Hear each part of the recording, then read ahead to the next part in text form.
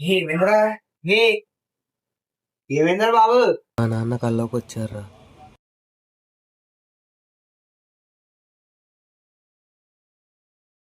మా నాన్న కల్లోకి వచ్చినట్టు అనిపించిందిరా సత్తి. నేను ఆశ్చర్యపోయి కదా.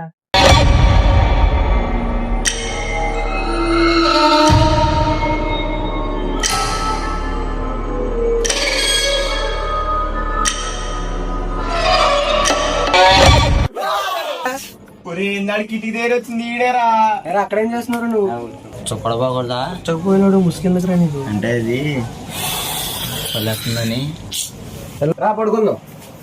దొబ్బుతానందిరా బాబు.